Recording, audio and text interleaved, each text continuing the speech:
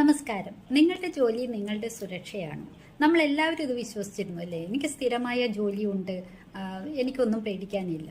പക്ഷേ നമ്മുടെ ജീവിതത്തിന് മറ്റു പല പദ്ധതികളും കാണും.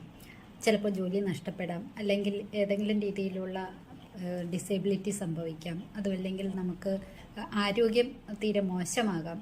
പിന്നെ വിപണിയിലാണെങ്കിൽ അത് തകർന്നു പോകാം. അങ്ങനെ പല പദ്ധതികളും ജീവിതത്തിൽ കാണും. അപ്പോൾ ഇതുകൊണ്ട് അതിനൊക്കെ പിൻബലം എന്ന് പറയുന്നത് നമ്മുടെ സാമ്പത്തിക സുരക്ഷ മാത്രമായിരിക്കും.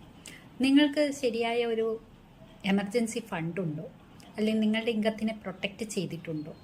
അതുമല്ലെങ്കിൽ നിങ്ങൾക്ക് ഒന്നിലധികം വരുമാന സ്രോതസ്സുകളുണ്ടോ? ഒരു ജോലി എന്ന് പറയുന്നത് ഒരു ഉപകരണം മാത്രമാണ്. അതൊരിക്കലും ഒരു സാമ്പത്തിക സുരക്ഷയാകുന്നില്ല. ഒരു ഇൻഡിവിജ്വൽ ഫിനാൻഷ്യൽ പ്ലാനാണ് നമുക്ക് ഒരു സാമ്പത്തിക സുരക്ഷ നൽകുന്നത്. അത് നിങ്ങൾ നേടിയിട്ടുണ്ടോ എന്നൊന്ന് ചിന്തിക്കുക. നിങ്ങളെ സംബന്ധിച്ച് സാമ്പത്തിക സുരക്ഷ എന്നാൽ എന്താണ്? താഴെ ഒന്ന് കമൻറ്റ് ചെയ്യുക. കൂടുതൽ വിവരങ്ങളുമായി മറ്റു വീഡിയോയിൽ കാണും വരെ ടേക്ക് കെയർ.